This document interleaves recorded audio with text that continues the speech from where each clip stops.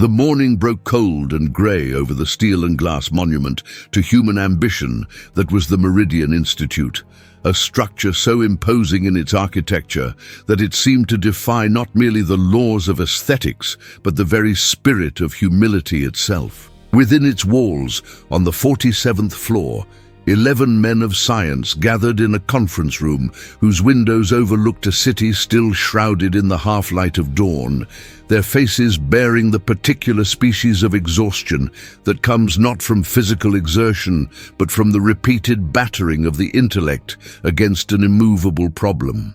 They had been at it for 6 months now, these 11 luminaries, each possessed of credentials that would make a lesser mortal weep with envy, each drawing a salary that would sustain a small village for a year, and yet they had produced nothing, absolutely nothing, save reams of equations that led nowhere and hypotheses that crumbled under the weight of their own assumptions. Dr.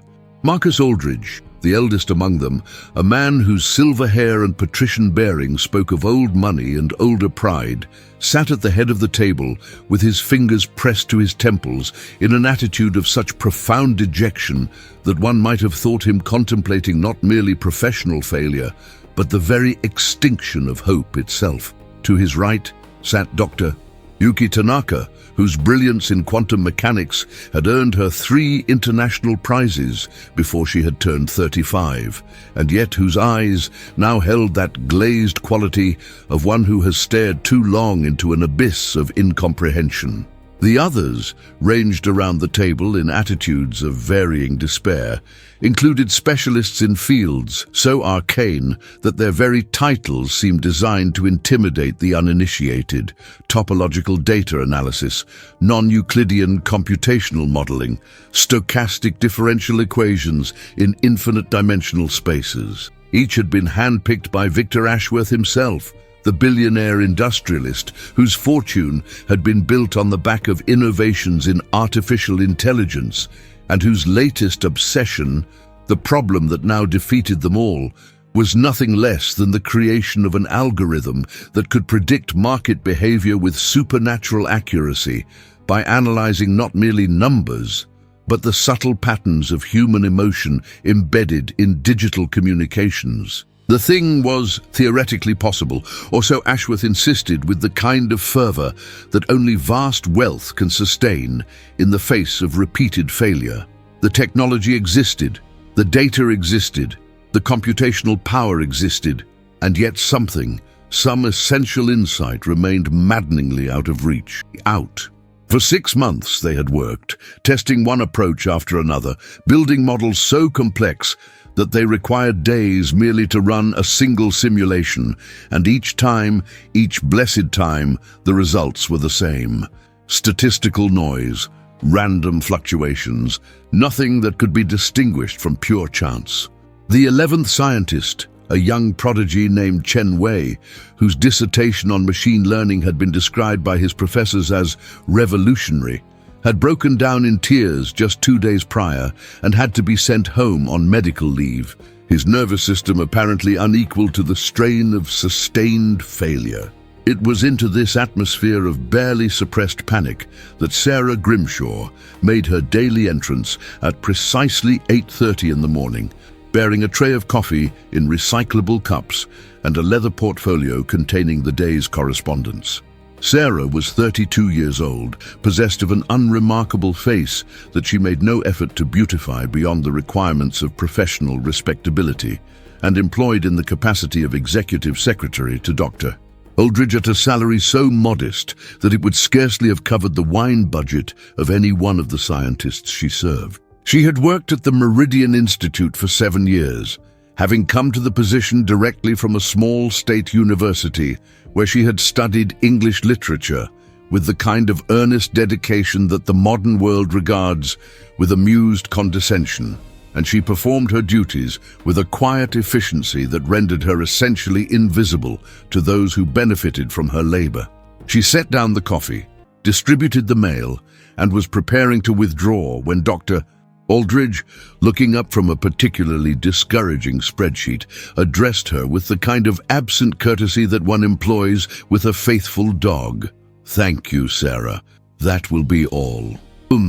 But something in his voice, perhaps, or in the general atmosphere of defeat that hung over the room like a fog, prompted her to pause at the door and cast one backward glance at the enormous display screen that dominated the far wall, where columns of data scrolled endlessly downward in a hypnotic cascade of failure.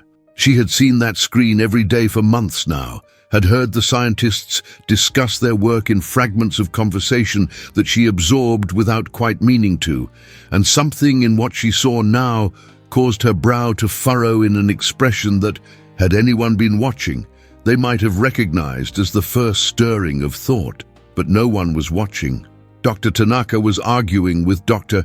Aldridge about coefficient adjustments, while the others bent over their laptops in attitudes of intense concentration or profound despair. It was difficult to say which.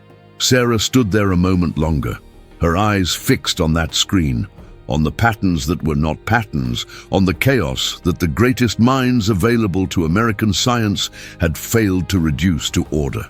Then, with a slight shake of her head, as if to dismiss some absurd notion that had wandered unbidden into her consciousness, she slipped out and returned to her desk in the small adjacent office where she managed Dr. Aldridge's schedule and correspondence. A room so humble in its appointments that it seemed almost an afterthought in this palace of intellect. Her desk was situated such that she could see through the glass wall into the conference room, though the scientists, absorbed in their work, rarely looked back at her.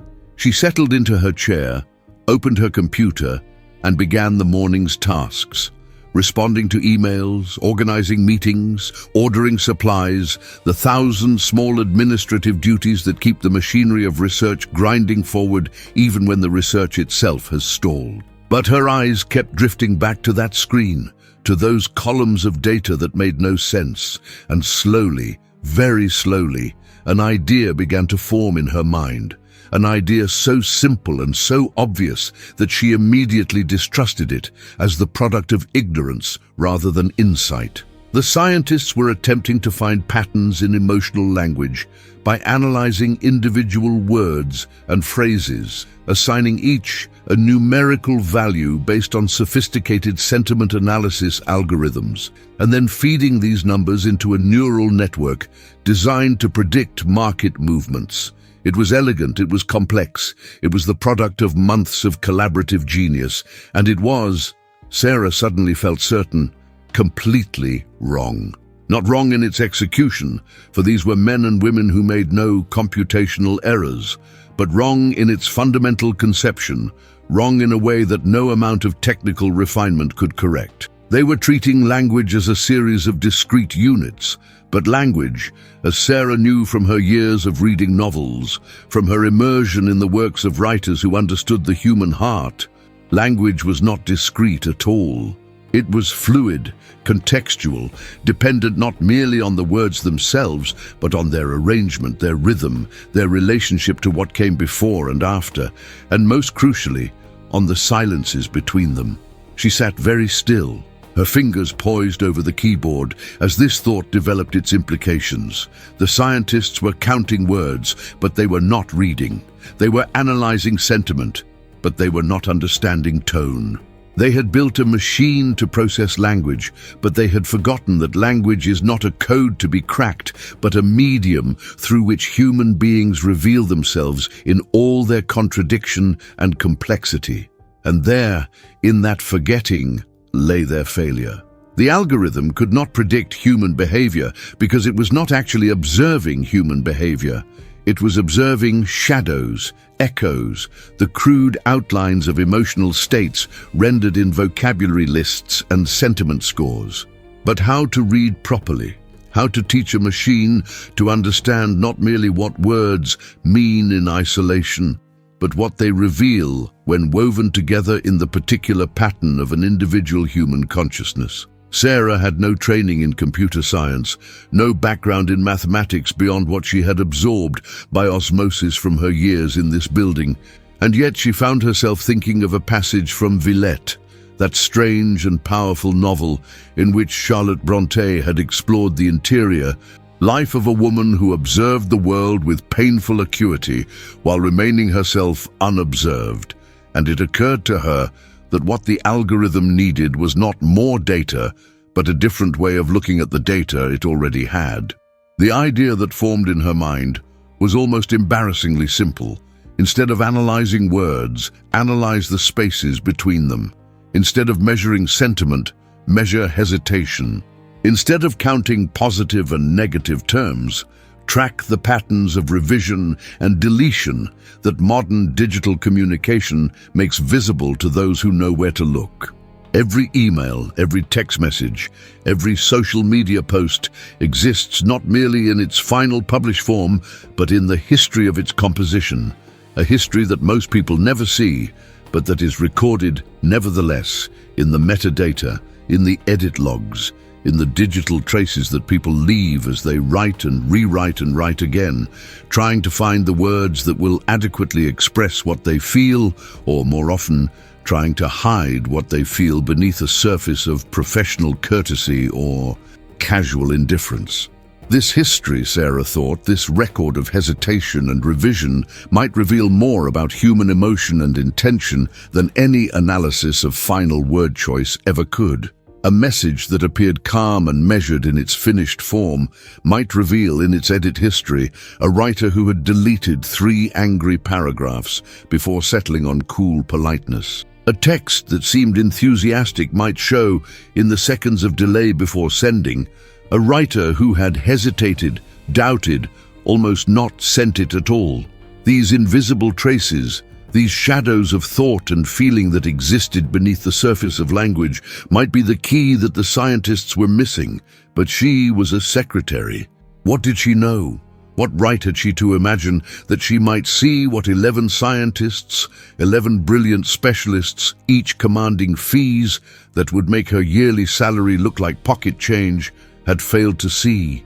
The presumption of it made her face warm with embarrassment, even in the privacy of her own thoughts, and yet the idea would not leave her alone.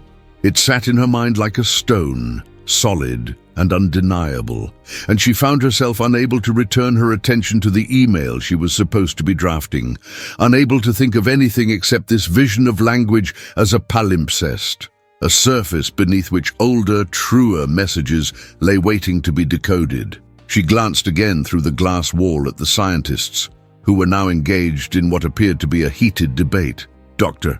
Aldridge was on his feet, gesturing emphatically at the screen, while Dr. Tanaka shook her head with an expression of barely controlled frustration. The others watched with the weary attentiveness of people who have witnessed this same argument too many times before. They were brilliant, all of them, possessed of intelligences that functioned at a level she could scarcely imagine, and yet they were trapped, caught in a framework of their own devising, unable to step outside the assumptions that governed their approach. Sarah turned back to her computer and, almost without conscious decision, opened a new document. She began to type, not an email or a memo, but a description of her idea, setting it down in plain language with none of the technical jargon that filled the scientists' reports. She wrote quickly, her fingers moving over the keys with a sureness that surprised her, and as she wrote she felt a curious sensation, as if she were not inventing this idea but rather discovering it, uncovering something that had always been there, waiting beneath the surface of her scattered observations and half-understood conversations. When she finished, she read over what she had written, and for a moment she almost deleted it. It seemed too simple, too obvious, the kind of thing that they must surely have considered and rejected long ago. But something stopped her hand. Some stubborn core of conviction that refused to dismiss her insight as naive. She saved the document, then sat staring at it, uncertain what to do next. Should she show it to Dr. Aldridge? The thought made her stomach clench with anxiety. He would be polite, certainly. He was always polite, but she could imagine the barely concealed amusement in his eyes as he explained, in that gentle professorial tone he used with undergraduates, why her suggestion was impossible or irrelevant or based on a misunderstanding of the fundamental parameters of the problem.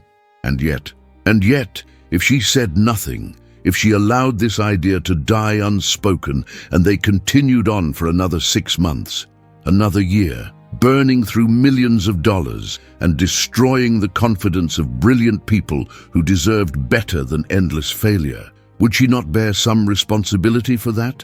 Was it not a kind of moral cowardice to remain silent simply because speaking might expose her to embarrassment or condescension? These questions troubled her as she sat at her desk, her eyes moving between her document and the scene in the conference room, where the argument seemed to have reached some kind of bitter stalemate, with the scientists now sitting in silence, staring at their screens, or at the table, or at nothing at all. It was Dr. Aldridge who broke the silence, his voice carrying clearly through the glass, despite the sound-dampening qualities of the modern office. "We need to go back to first principles," he said, and there was in his tone such profound weariness that Sarah felt a pang of sympathy for him. "We need to strip this down and rebuild from the ground up." The others nodded, but without enthusiasm, like prisoners agreeing to their own continued incarceration. They had been at first principles before, they had been everywhere before, and it had led them nowhere. Sarah stood from her desk with a decisiveness that surprised her, took the printed copy of her document that she had, almost without thinking, sent to the small printer in her office, and walked toward the conference room door. Her heart was beating rather harder than the occasion seemed to warrant, and she was conscious of a trembling in her hands that she hoped would not be visible to the occupants of the room. She knocked, a sound so quiet that at first no one seemed to hear it. And then Dr. Aldridge looked up, his expression one of mild surprise at this interruption. He gestured for her to enter, and she did so, clutching her papers with what she hoped resembled professional confidence rather than the near panic she actually felt. "I apologize for the interruption, Dr. Aldridge," she said, and her voice, thank heaven, came out steady and clear. "But I wonder if I might have a moment of your time. I've been thinking about the problem you've been working on, and I believe I may have noticed something that could be relevant." The words sounded presumptuous even to her own ears, and she saw the exchange of glances among the scientists, those infinitesimal movements of eye and eyebrow that communicated skepticism more eloquently than words ever could. Dr. Tanaka's expression, in particular, held a quality of barely suppressed impatience, as if she regarded this interruption as one more obstacle in a day already crowded with obstacles. But Dr. Aldridge, to his credit, merely nodded and gestured to an empty chair. "Of course, Sarah. Please, sit down. What have you noticed?" His tone was kind, indulgent even, the tone one might use with a child who has brought a drawing to show to adults engaged in serious conversation.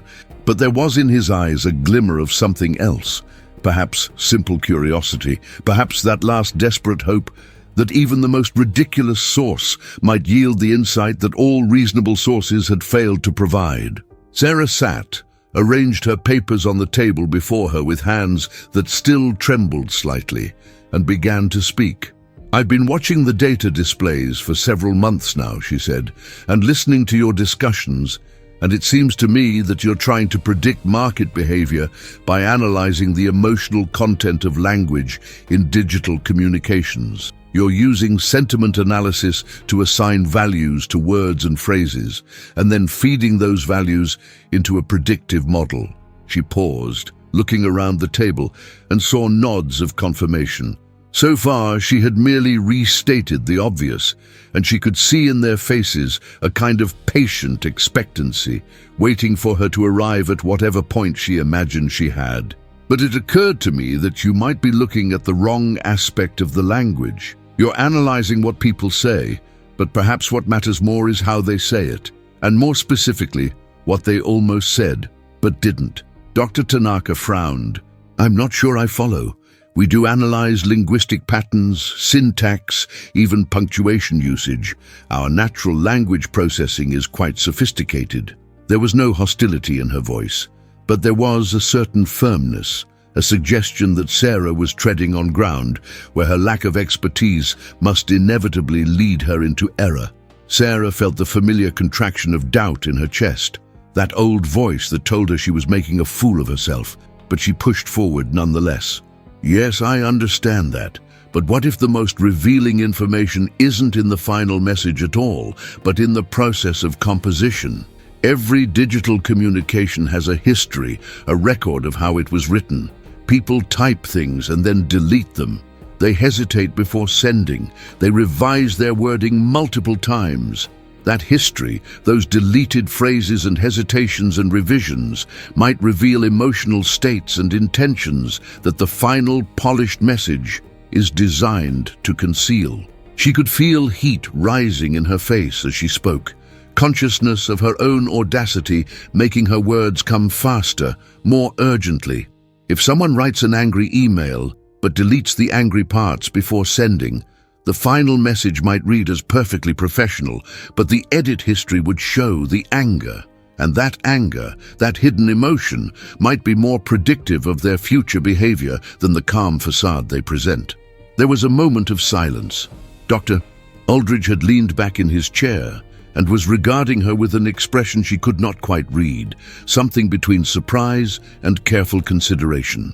Dr. Tanaka's frown had deepened, but it was now a frown of thought rather than skepticism. The others were looking at each other, and Sarah could see the calculations happening behind their eyes. The rapid assessment of whether this suggestion was merely ignorant or whether it might contain some kernel of insight they had overlooked. It was Dr. Ramesh Patel, a specialist in behavioral economics, who had been silent throughout the morning's discussions, who spoke first. "That's actually not a bad idea," he said slowly, as if the words surprised him even as he spoke them. "We've been so focused on the final output that we haven't considered the generative process, the metadata of composition." He turned to his laptop and began typing rapidly, pulling up screens of data that meant nothing to Sarah, but that clearly meant a great deal to him. Most platforms do log edit histories, revision timestamps, even keystroke dynamics in some cases. We have access to that data. We just haven't been using it. Dr. Aldridge straightened in his chair, and Sarah could see the transformation in his face as the idea took hold of him, as it moved from being Sarah's simple observation to becoming a legitimate avenue of research that he could claim as his own, or at least as the team's own. "Revision patterns as a window into authentic emotional state," he said, speaking more to himself than to anyone else. "The gap between impulse and presentation. Yes, I see it. The social media posts, the emails to shareholders, even internal company communications, they all have this shadow text, this record of what was almost said." He looked at Sarah with new attention, as if seeing her for the first time. "How did you think of this?" Sarah felt a strange mixture of relief and something like sadness at the question. "I studied literature in university," she said quietly. "I read a great deal of 19th century novels, letters, diaries. Writers like Charlotte Bronte were always interested in what people hide, in the difference between social performance and interior reality. It occurred to me that digital communication creates a similar gap, except that unlike in Bronte's time, we have a record of both the performance and what lies beneath it." She did not say what she was thinking, which was that these scientists, for all their brilliance, had been trained to look at surfaces, at what could be measured and quantified, and had lost the habit of reading for subtext, for the hidden currents that move beneath language. Dr. Tanaka was now typing as well, her earlier skepticism apparently forgotten. "We would need to restructure the entire analytical framework," she said, her voice taking on the clipped, efficient tone of someone already mentally designing algorithms. A two-tiered model, perhaps. The surface layer analyzing final message content, the subsurface layer analyzing edit patterns, hesitation metrics, deletion frequency. Then a meta-analysis comparing the two layers to identify discrepancies. She looked up at Dr. Aldridge. This could work. This could actually work. The energy in the room had shifted palpably. The atmosphere of defeat that had hung over the scientists like a shroud was dissipating, replaced by something Sarah recognized from her years of observation: the particular quality of excitement that overtakes researchers when they believe they have found a way forward. They were already talking over each other, proposing modifications and extensions to Sarah's basic insight, translating it into the technical language of their disciplines, building upon it structures of mathematical complexity that she could not follow, but that seemed to grow more elaborate and more promising with each passing moment. Sarah remained seated, watching this transformation with feelings she could not quite name. There was satisfaction, certainly, in having contributed something useful, in having justified her presumption in speaking up. But there was also a curious sense of displacement, as if she were watching herself recede into the background, even as her idea moved into the foreground. Already they were forgetting that she was there, forgetting that this notion had come not from their own deliberations, but from the quiet observation of someone they had barely noticed. It was, she thought, the natural order of things. She had provided a spark, but they would build the fire, and in the end, when the work was complete and the credit was distributed, who would remember where the spark had come from?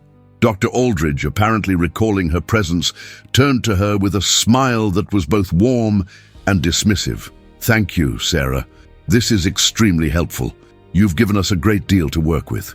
It was a clear dismissal, politely phrased but unmistakable in its intent. Her moment of usefulness had passed, and now she should return to her proper place, to the filing and the scheduling and the coffee fetching that constituted her actual role in this institution. She stood, gathered her papers, and left the room without another word, aware that the scientists had already returned to their discussion before she had even closed the door. Back at her desk, Sarah sat down and stared at her computer screen without really seeing it. She felt strange, unmoored, as if the ground had shifted beneath her in some fundamental way. For 7 years, she had occupied her position with a kind of resigned acceptance, performing her duties efficiently but without passion, treating her work as a means to an end, the end being simply survival, the maintenance of a modest but adequate existence in a world that had no particular use for English literature majors with quiet dispositions. She had not expected more from life, had not imagined that she might contribute anything beyond competent administration to the grand projects that unfolded around her. And yet she had contributed something. She had seen what others had not seen, had made a connection that 11 brilliant scientists, with their advanced degrees and their formidable salaries and their confident mastery of technical domains far beyond her understanding, had failed to make.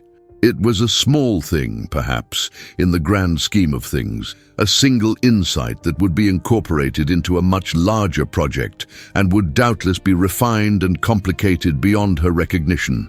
But it was not nothing. It was decidedly not nothing. Through the glass wall, she could see the scientists hunched over their computers, their fingers flying over keyboards, their faces animated with the intensity of renewed purpose.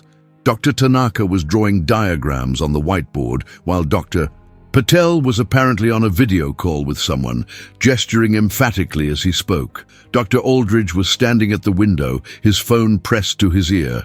And even from where she sat, Sarah could see the transformation in his bearing, the way he stood straighter, moved with more energy, as if the burden of failure had been lifted from his shoulders.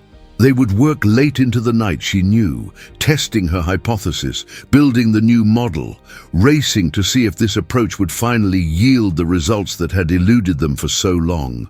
And what would she do? She would continue to answer emails, to manage schedules, to order lunch and arrange travel, and perform all the small, invisible labors that kept the machinery of genius running smoothly. Nothing in her daily existence would change. She would remain Sarah Grimshaw, executive secretary, occupant of the small office with the modest salary and the unremarkable face.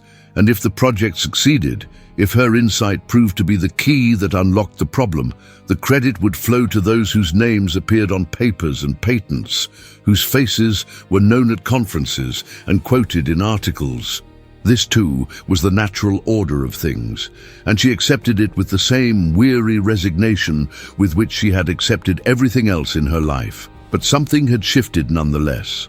She had proven, if only to herself, that she was capable of more than she had believed. That her years of reading, her deep immersion in the world of novels and poetry, and the careful observation of human nature that literature demands, had given her a kind of knowledge that was different from but not inferior to the technical expertise of the scientists. She had seen the problem from an angle they could not access because their training, their entire intellectual formation, had taught them to look in other directions. And if she had done it once, might she not do it again?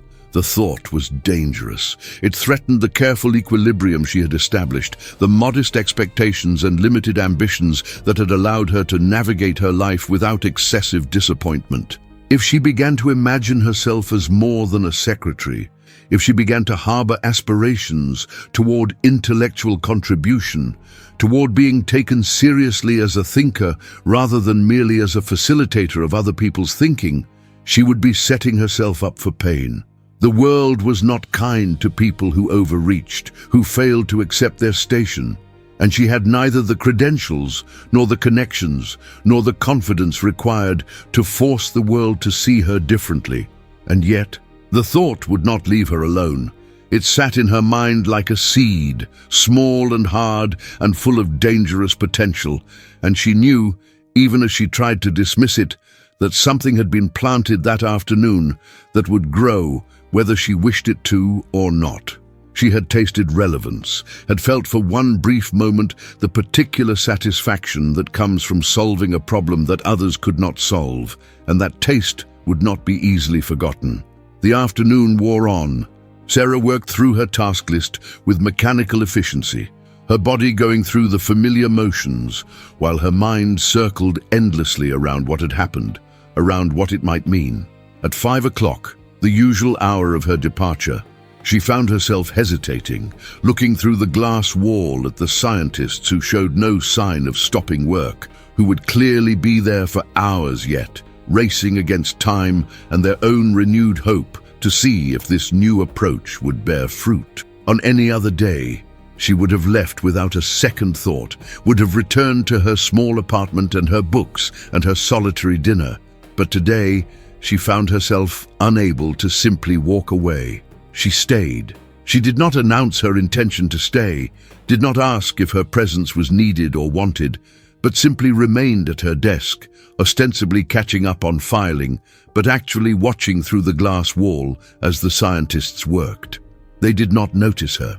They were too absorbed in their own activities, too focused on the code they were writing and the models they were testing to pay attention to the secretary who had, hours earlier, provided the insight around which all their current efforts revolved. Sarah watched them with a mixture of fascination and something that might have been envy, not envy of their salaries or their status, but envy of their absorption, their sense of purpose, the feeling that what they were doing mattered in some larger sense.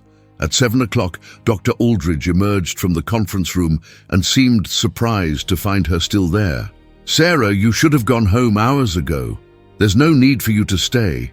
His voice was kind, concerned even, but there was also in it an assumption that her staying had been motivated by duty, by some secretarial impulse to remain available in case she was needed for some administrative task, rather than by any genuine interest in the work itself. She smiled and said something non-committal about having paperwork to finish, and he nodded absently and returned to the conference room, already forgetting the exchange before it was complete. But she stayed.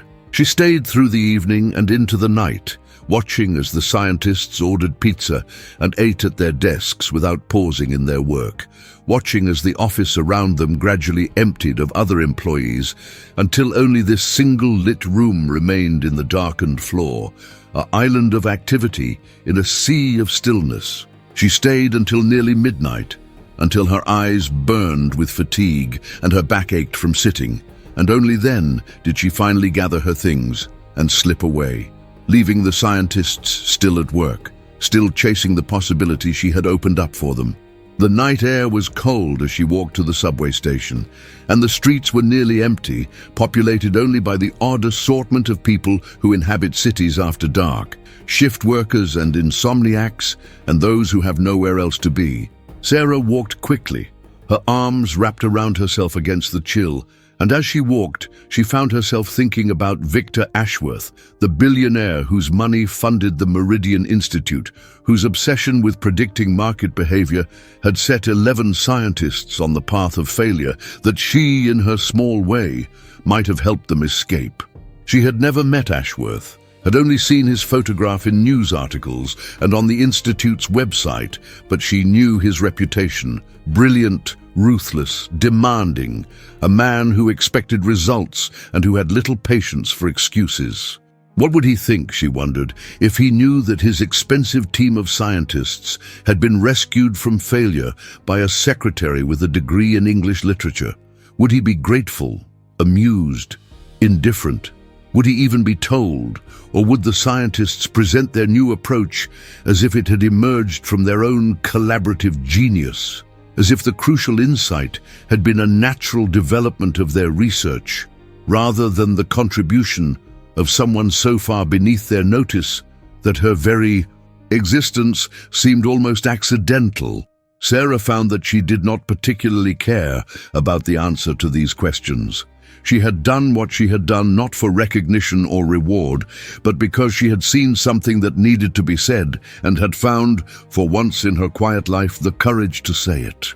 The following morning arrived with that peculiar quality of unreality that sometimes follows a day of significant events, as if the world itself was slightly out of focus, slightly misaligned with what it had been before.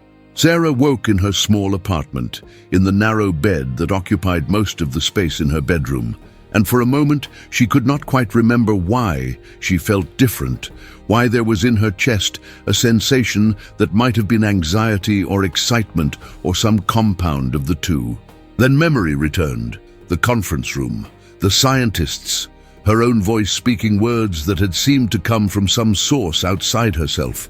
The transformation she had witnessed as her simple observation had been seized upon and elaborated and turned into something that might, possibly, solve a problem that had defeated 11 of the most accomplished minds in their fields. She rose, showered, dressed in her usual manner, which was to say carefully but without any particular attention to fashion or beauty, selecting clothes that were professional and unremarkable, that would allow her to move through her day without drawing attention or comment. As she prepared her simple breakfast of toast and coffee, she found herself wondering what she would find when she arrived at the office. Would the scientists have worked through the night? Would they have made progress? Would they acknowledge her presence, her contribution? Or would yesterday's moment of visibility prove to have been an aberration, a brief interruption in the normal order of things, after which she would return to her accustomed invisibility? The subway ride to the Meridian Institute was crowded with the usual press of morning commuters, people whose faces bore the particular expression of those who are physically present but mentally already at their destinations, already engaged with the tasks and concerns that await them. Sarah stood pressed against the door, swaying with the motion of the train, and observed these faces with the same attention she had always brought to the observation of human beings, that habit of careful watching that had been cultivated by years of reading novels in which every gesture, every fleeting expression might carry significance. She wondered what these people did, what problems occupied their minds, whether any of them ever felt, as she had felt yesterday, that sudden, vertiginous sense of having stepped outside their prescribed role and done something that exceeded the narrow boundaries of their defined function. She arrived at the Institute at 8:15, earlier than her usual hour, though she could not have said precisely why. Some impulse drove her to be there sooner, as if she feared missing something, though what that something might be, she did not know. The lobby was quiet, the morning shift of researchers and administrators not yet having arrived in full force, and her footsteps echoed on the polished floor as she crossed to the elevators. The ride to the 47th floor seemed to take longer than usual, Or perhaps it was merely that her awareness of time had sharpened, that she was more conscious than usual of each passing moment. When the elevator doors opened, she saw immediately that the lights were on in the conference room, which meant that at least some of the scientists had either arrived very early or had never left. She walked to her office, set down her bag, and through the glass wall she could see 3 figures hunched over laptops, their postures speaking of exhaustion and intense concentration in equal measure. Dr. Tanaka was there, and Dr. Patel, and a younger scientist whose name Sarah had never learned, and they looked as if they had been working for many hours, their hair disheveled, their clothes rumpled, their faces bearing that particular pallor that comes from sustained mental exertion in the absence of sleep. Sarah hesitated, uncertain whether to make her presence known or to simply begin her usual morning routine as if nothing had changed. But before she could decide, Dr. Aldridge emerged from what must have been a brief rest in his private office, for he looked slightly more refreshed than the others, though still tired, and he saw her through the glass and beckoned her to join them. She went, feeling again that acceleration of her heartbeat that seemed to accompany any deviation from the normal pattern of her days, and entered the conference room with a murmured greeting that felt inadequate to the moment. "Sarah, Dr. Aldridge said, and there was in his voice something she had not heard before, a quality that might have been respect, or might merely have been the desperate gratitude of a man who has glimpsed salvation after months of wandering in darkness. "We've been at it all night. I wanted you to see this before anyone else arrives." He gestured to the large display screen, which now showed graphs and data visualizations that meant little to Sarah, but that evidently meant a great deal to him. "Your hypothesis appears to be correct. We ran a preliminary test using a subset of the data, analyzing both the final message content and the edit histories, the revision patterns, the hesitation metrics. The correlation with subsequent market movements is significantly higher than anything we've achieved using conventional sentiment analysis alone." Sarah looked at the screen, at the lines and curves and numerical values that represented, she supposed, the validation of her insight, the transformation of her simple observation into quantified proof. She felt a strange disconnection from what she was seeing, as if this were happening to someone else, as if she were watching a scene from one of the novels she loved, rather than participating in an actual event in her own life. "That's wonderful," she said, and her voice sounded distant to her own ears, formal and constrained. "I'm glad it's working." Dr. Tanaka, who had been typing throughout this exchange, looked up with eyes that were red-rimmed from lack of sleep, but bright with the fierce satisfaction of discovery. "It's more than working," she said. "It's revolutionary. We're seeing patterns we never saw before, predictive signals that conventional analysis completely missed. The model is still crude. We need to refine the algorithms, expand the training data, but the fundamental approach is sound." She paused, seeming to consider something, then added almost reluctantly, "You were right. We were looking at the wrong thing." It was, Sarah recognized, as close to an acknowledgement of debt as she was likely to receive from any of them, and she accepted it with a small nod, not trusting herself to speak. Dr. Patel was now explaining something about machine learning architectures and neural network layers, technical details that flew past Sarah's comprehension like birds whose species she could not identify, and she stood there trying to maintain an expression of intelligent interest while understanding perhaps one word in 10. But understanding was not required, she realized. Her part in this was already complete. She had provided the seed. Others would grow the plant. "We're meeting with Ashworth this afternoon," Dr. Aldridge said, pulling her attention back to him. "We're going to present these preliminary findings. This is exactly the kind of breakthrough he's been waiting for." He hesitated, then added, with what seemed like genuine consideration, "Would you like to be there, to see the presentation? You are, after all, the originator of the key insight." The offer hung in the air between them, and Sarah felt the weight of it, the implications. To be present at the meeting with Victor Ashworth, to be acknowledged even marginally as a contributor to the research, would be to step outside the invisible boundary that separated the scientists from their support staff, to claim a kind of recognition that was not typically extended to people in her position. She was on the verge of accepting, of saying yes, of allowing herself to be drawn further into this world where her ideas mattered, where she might be seen as something more than a secretary. But even as the word formed on her lips, she felt a countervailing pull, a deep instinct that warned her against overreaching, against making herself vulnerable to the disappointment that must inevitably follow if she allowed herself to hope for more than her station entitled her to expect. And there was something else, too, a kind of pride, perhaps, or stubbornness, a refusal to be present as a token, as the humble administrative worker whose lucky guess would be trotted out as evidence of the democratic accessibility of science before she was ushered back to her proper place. "That's very kind," she said carefully, "but I think I'll decline. This is your work now. I wouldn't know what half of it means anyway." She smiled as she said it, making it a joke, deflecting the moment's intensity with self-deprecation, and she saw Dr. Aldridge's relief, saw how he had offered the invitation more from a sense of obligation than from any genuine desire to include her, and how grateful he was to have that obligation discharged without complication. "Of course," he said quickly, "I understand completely, but we'll make sure to mention your contribution." It was crucial. They would mention it, Sarah thought, if they mentioned it at all, in the most glancing way possible, a footnote to their own brilliance, and even that mention would likely be forgotten in the excitement of explaining their models and their results.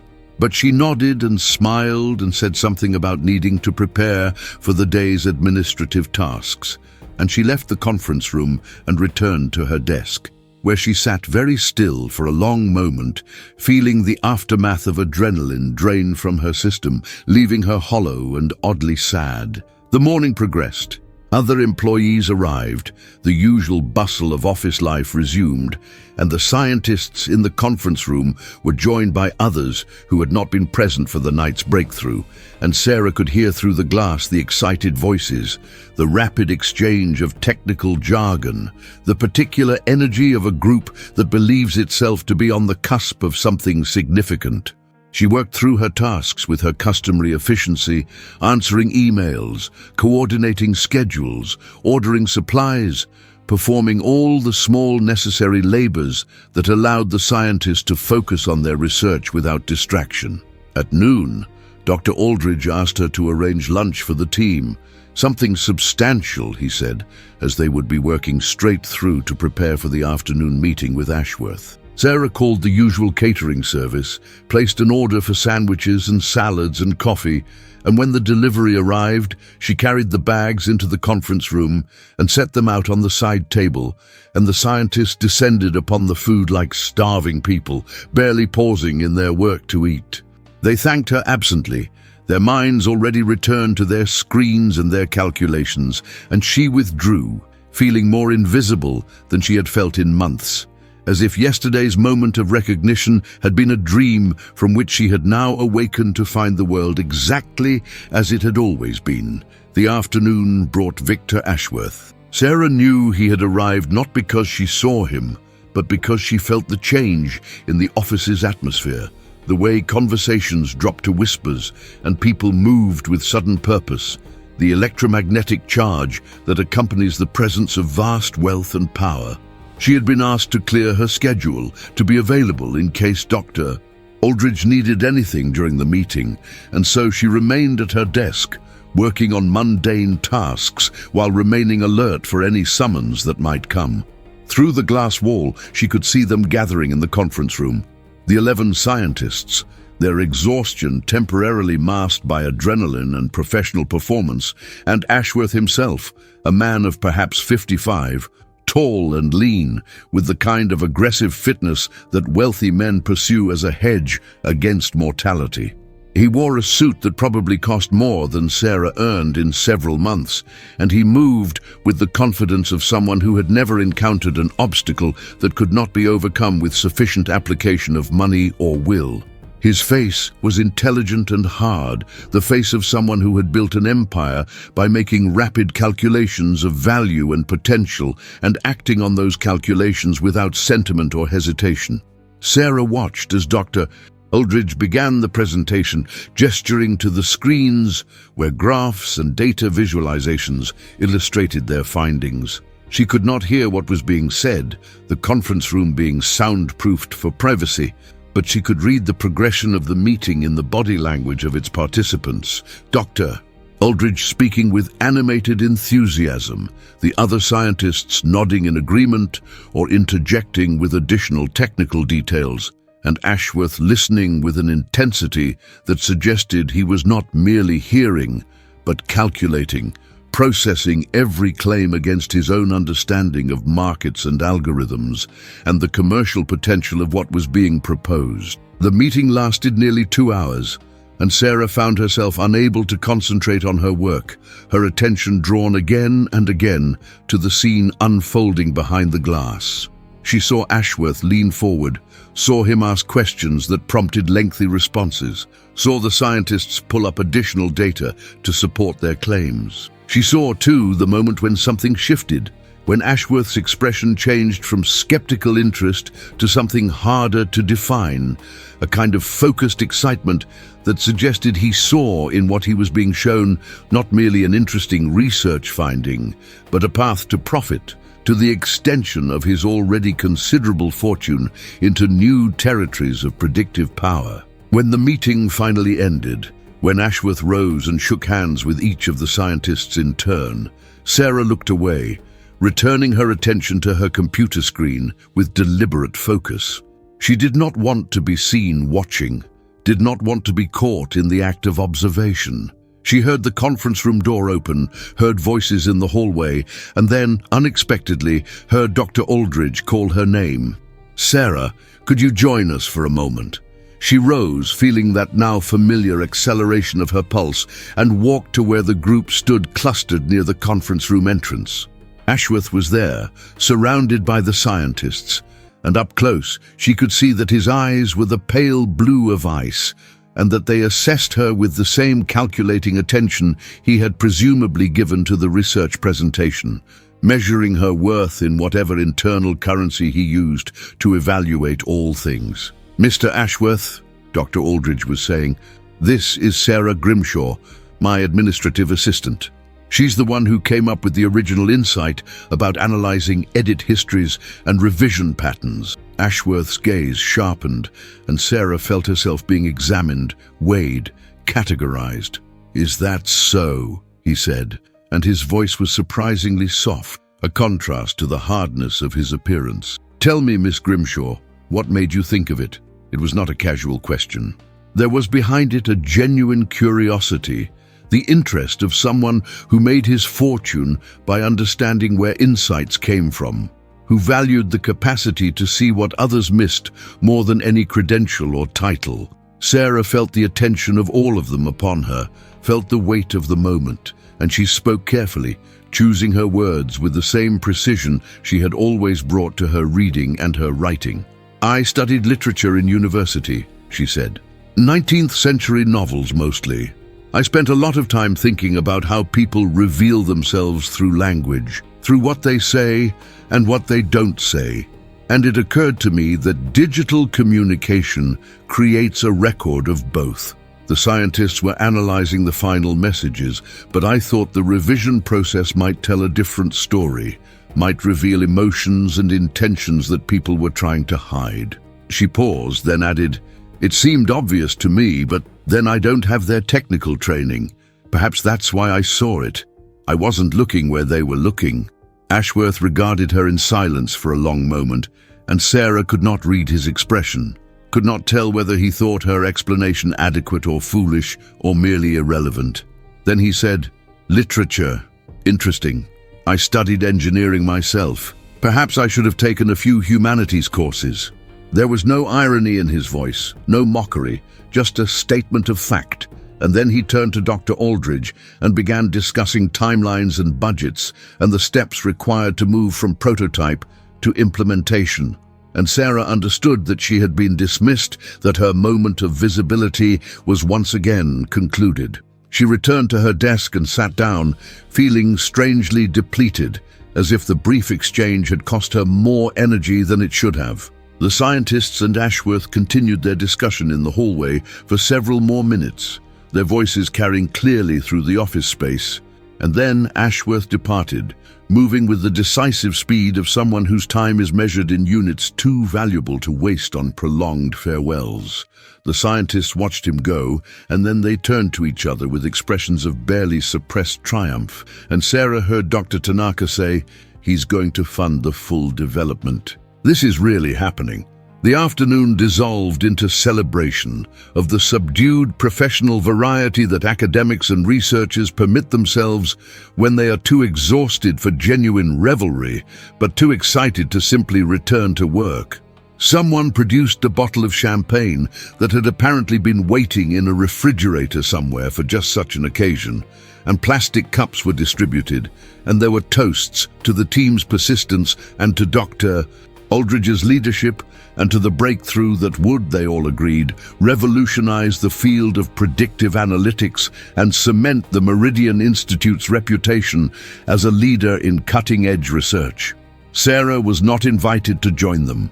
She could see them through the glass wall, raising their cups and laughing with the relief of people who have escaped disaster and found themselves instead on the path to success. But no one thought to include her in their celebration, and she did not expect them to.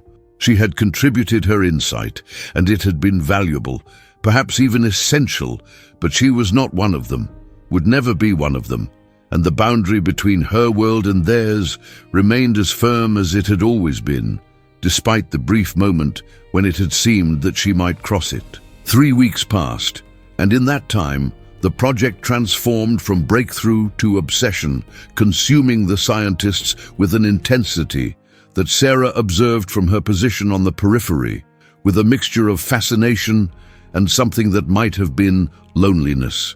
The conference room became a space of perpetual activity, its whiteboard covered with equations and diagrams that were erased and rewritten with dizzying frequency. Its air thick with the particular atmosphere that arises when intelligent people are racing against their own expectations and the impatience of their wealthy patron, Dr. Aldridge aged visibly during those weeks, acquiring lines around his eyes and a tension in his shoulders that spoke of sleepless nights and the weight of responsibility, while Dr. Tanaka moved through the days with a fierce energy that seemed to burn through her slight frame like fire through paper. They were refining the model, expanding the dataset, testing and retesting their algorithms against historical market data to verify that the predictive power they had glimpsed in that first triumphant night was not merely a statistical fluke, but a genuine discovery. Sarah watched them work with the detachment of someone observing a world to which she did not belong, performing her secretarial duties with mechanical efficiency while her mind wandered to places that had nothing to do with scheduling or correspondence. She found herself thinking often of the novels she had read in her university years, of the heroines who had moved through narratives of constrained possibility, women whose intelligence and sensitivity had been forced into channels that society deemed appropriate, whose contributions had been acknowledged only in the most oblique ways, if they were acknowledged at all. She thought particularly of Lucy Snow, the protagonist of Villette, that strange and melancholic woman who had observed the world with such painful clarity while remaining herself unobserved, whose moments of recognition had been so fleeting and so incomplete. Sarah had always felt an affinity for Lucy, for her quiet endurance and her refusal to demand more than the world seemed willing to give.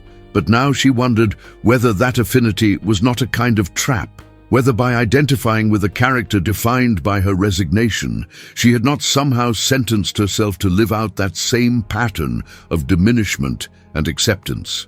But what was the alternative? To demand recognition, to insist upon her right to be included in the work that had grown from her insight, would be to invite rejection and humiliation. The scientists were not deliberately cruel, but they operated within a system that had clear hierarchies and clear definitions of who belonged and who did not, and secretaries, however perceptive they might occasionally prove to be, did not belong in the realm of research science. She had been useful once, had provided a spark that they had needed, but usefulness did not confer membership, and she would be foolish to imagine otherwise. On a Thursday afternoon, as Sarah was organizing files in Dr. Aldridge's office, she overheard a conversation between him and Dr. Patel that arrested her attention despite her intention not to eavesdrop. They were standing just outside the office door, speaking in voices they imagined were too low to be heard, but the acoustic properties of the space carried their words clearly to where Sarah stood, frozen in the act of reaching for a folder, barely breathing for fear that any sound would alert them to her presence. "Ashworth is asking about the patent," Dr. Patel was saying. "He wants to move forward with the application as soon as possible. He's talking about spinning this off into a separate company, bringing in additional investors." There was a pause, and then Dr. Aldridge's voice heavier, troubled. "The patent is going to be a problem. We need to include Sarah Grimshaw as a co-inventor. The insight was hers. Legally and ethically, we can't exclude her." Sarah's heart contracted. She had not thought about patents, about the legal dimensions of intellectual property, about the fact that ideas, once they proved valuable, became things that could be owned and monetized. The conversation continued, Dr.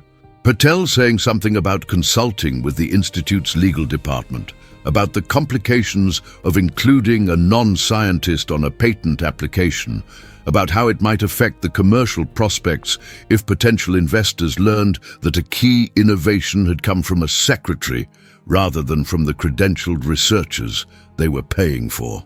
Dr. Aldridge's response was too quiet for Sarah to hear, and then their footsteps moved away, leaving her alone with knowledge she had not sought and did not know what to do with. She stood very still, the folder forgotten in her hand, trying to process what she had learned. A patent, co-inventor. These were terms that belonged to a world she had never imagined herself inhabiting, a world where ideas had monetary value and legal status, where contributions were formalized and recognized in ways that could not be erased or forgotten or casually attributed to the collective genius of a team. If she were named on the patent, she would have rights, perhaps even financial rights, a share in whatever profits the technology generated.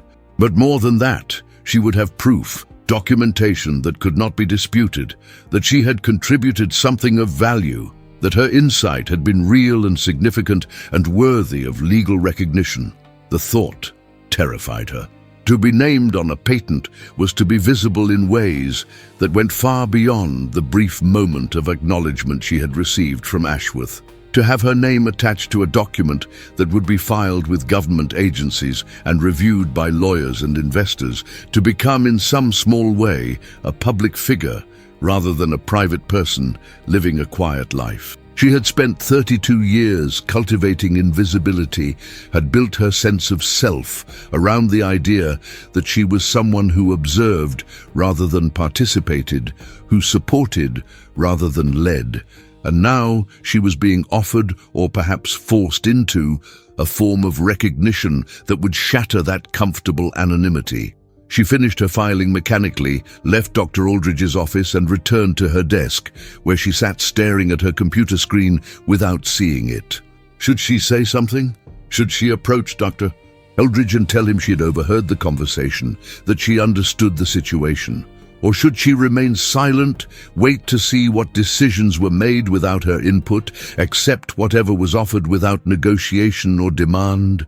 The habits of a lifetime pushed her towards silence, toward passive acceptance, but something else, some small, stubborn spark that had been kindled by her successful contribution to the research, argued for a different course. She was still wrestling with this question when her computer dinged with an incoming email. It was from Dr. Aldridge, Subject line, "Important matter. Please schedule meeting." The email was brief, professional, asking her to arrange a meeting between herself, Dr. Aldridge, and someone named Patricia Chen from the Institute's Office of Technology Transfer. The meeting was to take place as soon as possible, preferably within the next day or two. Sarah read the email 3 times, trying to decode its meaning, trying to determine whether this was the patent conversation made formal or something else entirely. She scheduled the meeting for the following afternoon, sent the confirmations, and spent the rest of the day and the following morning in a state of anxious anticipation that made it difficult to concentrate on her work. When the appointed hour arrived, she found herself walking to the conference room with a sense of unreality, as if she were watching herself from a distance, as if this were happening to someone else.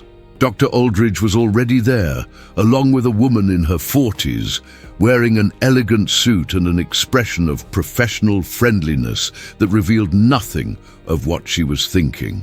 "Sarah, thank you for joining us," Dr. Aldridge said, gesturing to a chair. "This is Patricia Chen from Technology Transfer. We need to discuss some matters related to the Predictive Analytics project." Sarah sat, folded her hands in her lap to keep them from trembling, and waited. Patricia Chen smiled at her, the kind of smile that lawyers and administrators learn to deploy, warm but impersonal, designed to put people at ease while maintaining appropriate distance. "Miss Grimshaw," Patricia began, "Dr. Aldridge has informed me of your contribution to the project, specifically your insight regarding the analysis of edit histories and revision patterns in digital communication. As you may know, the Institute plans to file a patent application for the technology that has been developed based on this approach. Under patent law, all individuals who made inventive contributions must be named as inventors on the application. Dr. Aldridge believes, and I agree based on his description, that your contribution meets the legal threshold for inventorship." Sarah listened to these words as if they were being spoken in a foreign language that she understood imperfectly. Inventorship. Legal threshold. The formality of the phrasing made the situation feel both more real and less comprehensible, as if by translating her simple observation into legal terminology, they had transformed it into something she no longer recognized as her own. "I see," she said, "because some response seemed to be required. What does that mean exactly? What would being named on the patent entail?"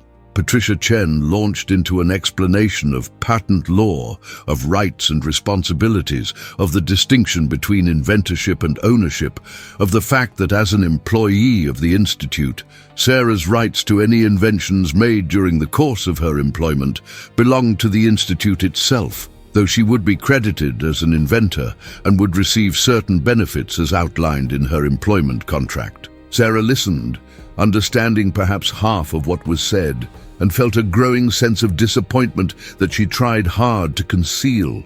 She had allowed herself to imagine, in the days since overhearing the conversation, that being named on a patent might mean financial security, might mean an escape from the perpetual anxiety of living on a secretary's salary. But what Patricia was describing was far more limited than that. "So I would be credited," Sarah said slowly, "but I wouldn't own anything. I wouldn't have any control over how the technology is used or any right to profits beyond whatever is specified in my employment contract." Patricia nodded, her expression sympathetic but firm. "That's correct. The Institute owns all intellectual property created by its employees. However, there are some additional benefits we can offer. We have a discretionary fund for employee innovations that make significant contributions to the Institute's mission. In recognition of your contribution, we're prepared to offer you a one-time bonus." The word bonus hung in the air between them. Sarah waited, and Patricia named a figure that made her breath catch: $50,000. It was more money than Sarah had ever possessed at one time, more money than she earned in an entire year after taxes, and yet it was, she knew instinctively, a tiny fraction of what the technology would ultimately be worth if it proved commercially successful. Ashworth was talking about spinning off a company, about bringing in investors, about monetizing an innovation that could potentially be worth millions or tens of millions.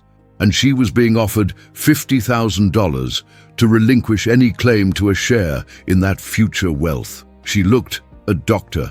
Aldridge, who met her gaze with an expression that mingled guilt and hope, the look of someone who knows he is offering less than what might be considered just, but hopes it will be enough to forestall complaint.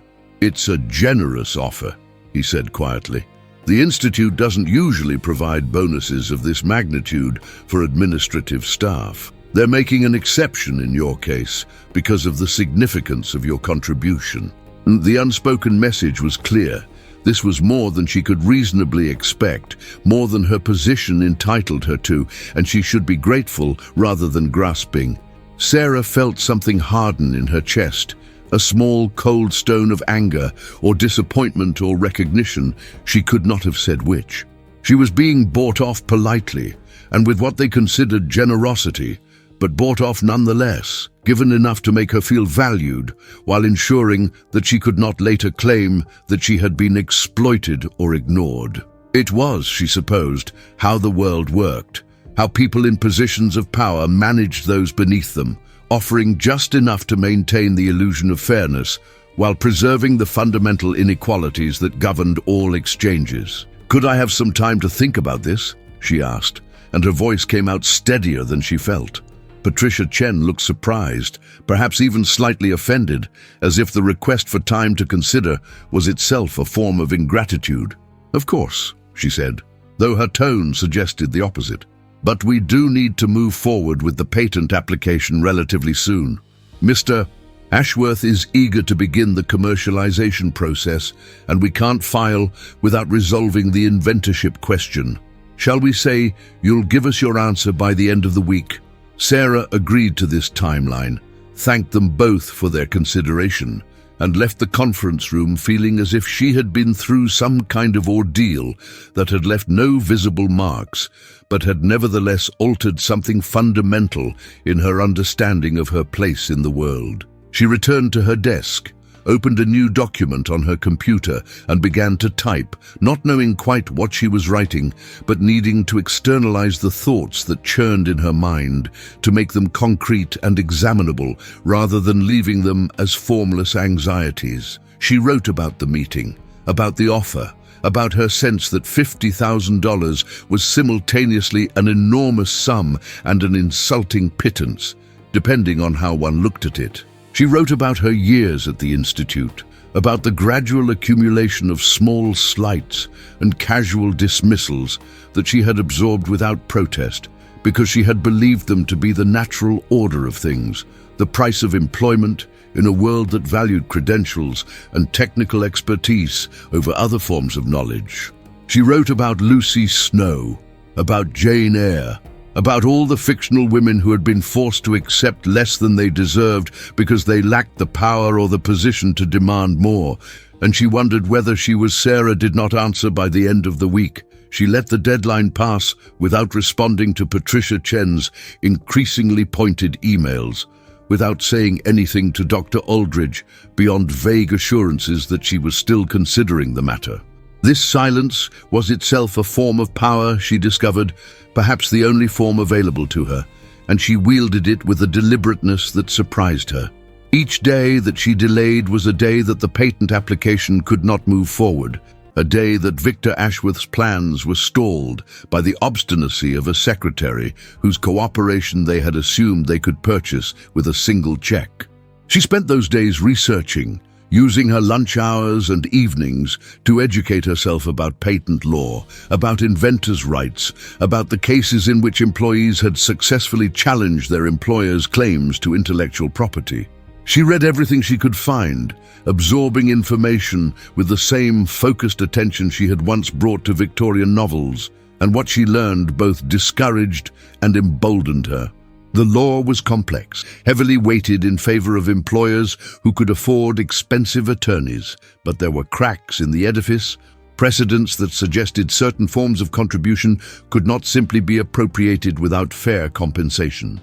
More importantly, She learned that inventors named on patents had certain moral rights that could not be entirely signed away, that their names would be permanently associated with the invention regardless of who owned the commercial rights, and that this association carried a value that transcended money, a value that had to do with recognition and legacy and the historical record of who had created what. If her name appeared on the patent, it would be there forever, searchable in databases, cited in future patents that built upon this work, a permanent testament to her contribution that could not be erased no matter what financial arrangements were made.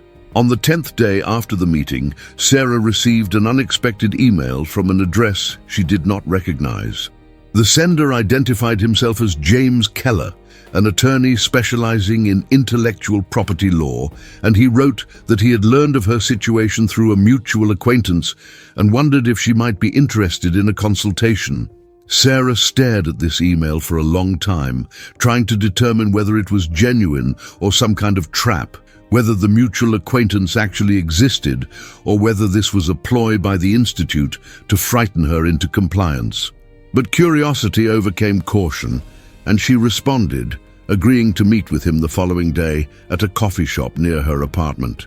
James Keller turned out to be a man in his mid-40s, casually dressed in a way that suggested he was successful enough not to need the armor of formal business attire.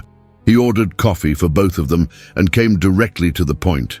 "I've been following the Meridian Institute's work in predictive analytics," he said.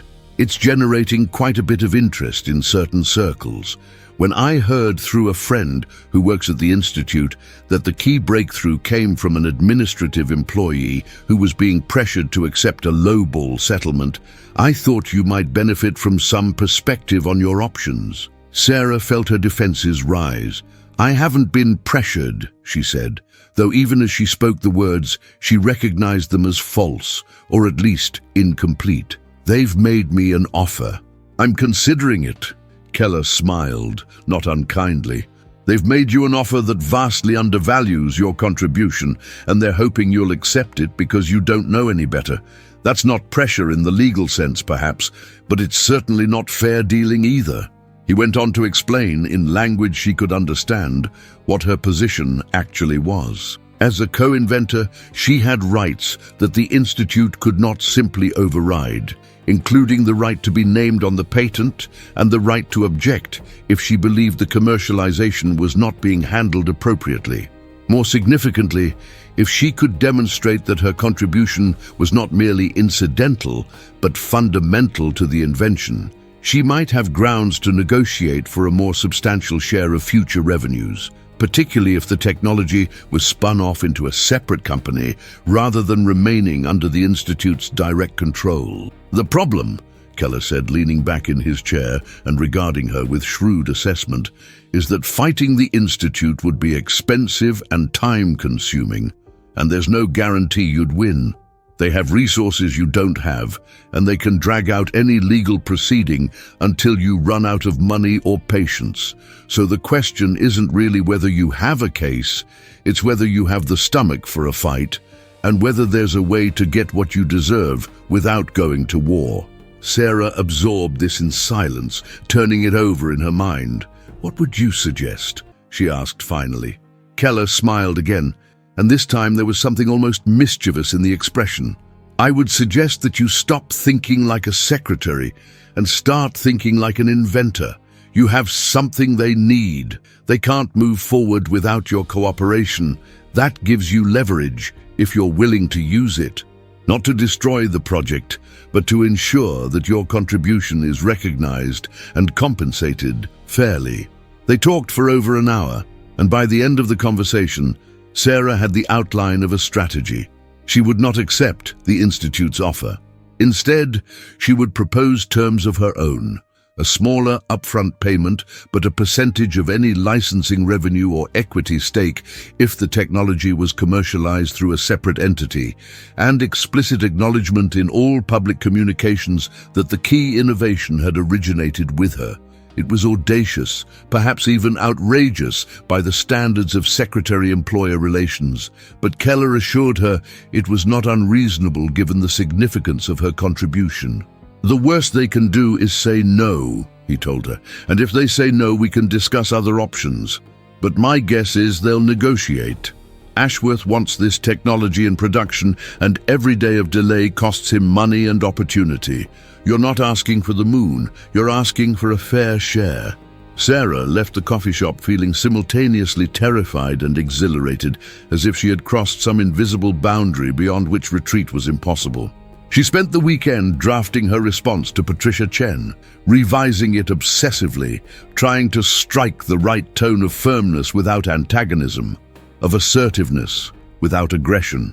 When she finally sent the email on Monday morning, her hand trembled on the mouse, and after she clicked send, she sat staring at her screen with a sense of having done something irrevocable.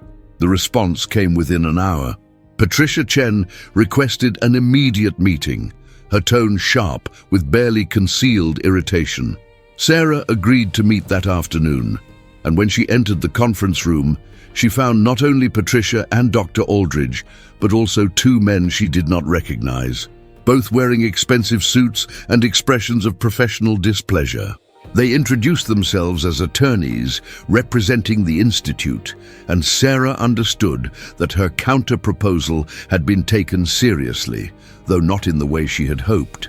What followed was 2 hours of the most uncomfortable conversation of Sarah's life. The attorneys alternated between explaining why her demands were unreasonable and implying that she was being ungrateful, that she was jeopardizing the entire project out of greed or misguided self-importance.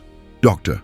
Aldridge sat silent through most of it, his face a mask of pained embarrassment, occasionally interjecting mild comments that Sarah could not tell were meant to support her or to encourage her to surrender. Patricia Chen took notes and asked pointed questions about Sarah's understanding of patent law, clearly trying to determine whether she had obtained legal counsel. Sarah weathered this assault with a composure she did not feel, falling back on the same habits of quiet observation that had served her throughout her life, responding to their arguments with brief, carefully neutral statements that neither conceded nor escalated. She had expected this. Keller had warned her it would happen, and she had prepared herself as best she could. But knowing it was coming did not make it easier to sit in that room and absorb their collective pressure, their unspoken assumption that she should know her place and return to it. Finally, when it seemed that the meeting would end in stalemate, one of the attorneys excused himself to make a phone call. He was gone for perhaps 10 minutes, and when he returned, his expression had changed, become less hostile, more calculating. "Mr. Ashworth would like to speak with you directly," he said to Sarah. "He's available via video conference now, if you're willing." Sarah's heart lurched. To speak directly with Victor Ashworth, to negotiate with a man whose wealth and power existed on a scale she could scarcely comprehend, seemed almost impossible. But she nodded, and moments later, Ashworth's face appeared on the large display screen, sharp and alert, despite the fact that he was apparently calling from a car, his surroundings suggesting motion and multiple demands on his attention. "Miss Grimshaw," he said without preamble, "I understand we have a disagreement about compensation. Let me be direct.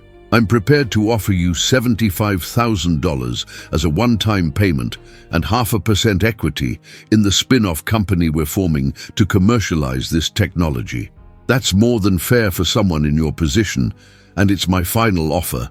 If you refuse, we'll pursue other options that don't require your cooperation, even if it means redesigning certain aspects of the algorithm." Sarah felt the weight of the moment, the sense that everything hinged on what she said next. She thought of all the Victorian heroines who'd been forced to accept what was offered because they had no power to demand more, and she thought of Lucy Snow's quiet suffering and Jane Eyre's eventual triumph, and she realized that she was writing her own story now, that the shape of her life going forward would be determined by whether she had the courage to hold firm or whether she would, as she had always done, defer to those who presumed to know better than she did what she deserved. "Mr. Ashworth," she said, and was grateful that her voice did not shake, "I appreciate the revised offer, but I believe my contribution warrants 1% equity not 0.5%. The insight that unlocked your scientists' work came from me. And while I respect their technical expertise in developing and refining the algorithm, the fundamental innovation was mine. 1% is fair. It's less than you would give to a junior developer or researcher who contributed far less. There was a pause, and in that pause, Sarah could hear her own heartbeat, could feel the stunned attention of everyone in the room. Ashworth's expression did not change, but she saw something in his eyes, a reassessment, perhaps even a glimmer of respect. You have nerve, Miss Grimshaw, I'll give you that. Another pause. 0.75%, and I want this settled today. Not tomorrow, not next week. Today. Sarah wanted to hold out for the full percent, wanted to prove to herself that she could push back against power and win completely. But Keller's voice echoed in her memory, reminding her that negotiation was about getting enough, not about getting everything, about knowing when to close the deal rather than risk losing it all. 0.75%, she said, and my contribution acknowledged in all press materials and patent filings as the original insight that made the technology possible. Those are my terms, and yes, we can settle today. Ashworth actually smiled, a brief flash of genuine amusement. Deal! Patricia, draw up the paperwork and have Miss Grimshaw sign it before she leaves today. And Miss Grimshaw, you should consider applying to business school. You have instincts that most MBAs never develop. Then he was gone, the screen going dark, and Sarah was left sitting in a room full of lawyers and administrators who looked at her with expressions ranging from grudging respect to poorly concealed resentment. The paperwork took hours to prepare, and Sarah read every word with obsessive attention, refusing to sign until she had understood each clause and its implications, occasionally sending texts to Keller to verify that the language actually protected her interests as promised. The attorneys grew impatient, but she would not be rushed, and eventually, as evening settled over the city and the office emptied of everyone except those few people whose presence was required to complete this transaction, she signed her name on the final page and watched as they countersigned and witnessed and notarized the document that transformed her from an overlooked secretary into a recognized inventor with a stake, however small, in what might become a very valuable company. She left the building near midnight, exhausted beyond anything she had previously experienced, and stood on the street corner in the cool night air, trying to process what had happened, what she had done. 0.75% of a company that did not yet exist, but that Ashworth's involvement virtually guaranteed would be worth something substantial within a few years. It might translate to nothing if the technology failed to find a market, or it might translate to a sum that would change her life, that would free her from the necessity of secretarial work and allow her to pursue possibilities she had never allowed herself to seriously contemplate. But more than the money, more than the equity stake, what mattered to Sarah was the acknowledgement. Her name would be on the patent, permanently inscribed in the official record as a co-inventor of a technology that might actually matter, that might change how people understood and predicted human behavior in digital spaces. Graduate students researching the history of predictive analytics would encounter her name and wonder who she was, how a secretary had seen what scientists had missed, and that wondering would be a kind of immortality, a refutation of the invisibility that had defined so much of her life. She thought of sending a message to someone, sharing this news, but realized she had no one to tell. Her life had been so quiet, so solitary, that there was no friend waiting to hear from her, no family member who would understand the significance of what had happened. This victory, like so much else in her existence, would be experienced in private, celebrated alone, and there was both sadness and freedom in that recognition. She was beholden to no one's expectations now, constrained by no one's limiting vision of what she could be. The following day, Sarah submitted her resignation to Dr. Aldridge.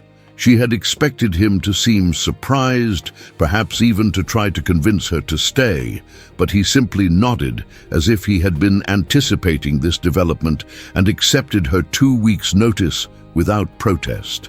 "You'll be missed," he said, the phrase automatic, devoid of real meaning, and Sarah understood that she would be replaced within days and forgotten within weeks, that the machinery of research would continue with barely a hiccup to mark her departure. She spent those final 2 weeks training her replacement, a young woman fresh out of college who approached the work with an enthusiasm that Sarah found both touching and slightly amusing, as if this position were a door to opportunity rather than what Sarah had discovered it to be, a holding pattern, a way of marking time while waiting for life to begin. But perhaps for this young woman it would be different. Perhaps she would not make the mistake of accepting invisibility as natural or inevitable, would not wait 7 years before allowing herself to be heard.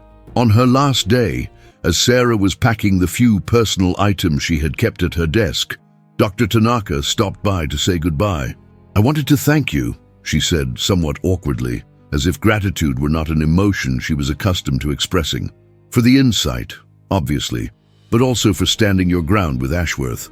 I think we all learned something from watching that, about not underestimating people because of their titles." Sarah looked at the scientist, this brilliant woman who had spent months trapped in failure before accepting help from the most unlikely source, and she felt a complicated mixture of warmth and distance, connection and difference. "I learned something too," she said quietly, "that seeing things differently isn't a liability, it's a resource, if you have the courage to trust it."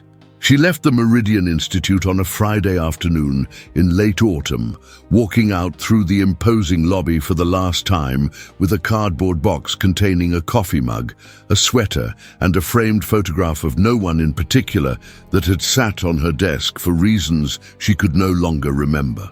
The security guard nodded at her as she passed, and she wondered if he had any idea who she was, what had transpired during these past weeks, or whether she remained to him what she had been for years. One more anonymous office worker among thousands, indistinguishable and unmemorable. But she was not that anymore, or perhaps she had never been that except in the perception of others. She had discovered that she possessed not merely intelligence, but a particular quality of insight that could, under the right circumstances, prove more valuable than any credential or certification. She had learned to negotiate, to advocate for herself, to recognize her own worth, even when those around her could not or would not. And she had earned through nerve and stubbornness and a refusal to accept the first answer she was given, a small but genuine stake in something that might matter, might endure, might justify the faith she had finally, belatedly, allowed herself to place in her own perceptions. The future remained uncertain. The spin-off company might fail, her equity might prove worthless, and she would need to find new employment soon, as her savings were modest and would not sustain her indefinitely. But for now, walking through the city streets as evening descended and lights began to glow in windows and storefronts, Sarah Grimshaw felt something she had not felt in longer than she could remember. The stirring of possibility, the sense that her story was not yet finished, that what she had done once she might do again, and that the quiet, observant woman who had spent so many years in the shadows had finally, improbably, discovered that she cast her own light.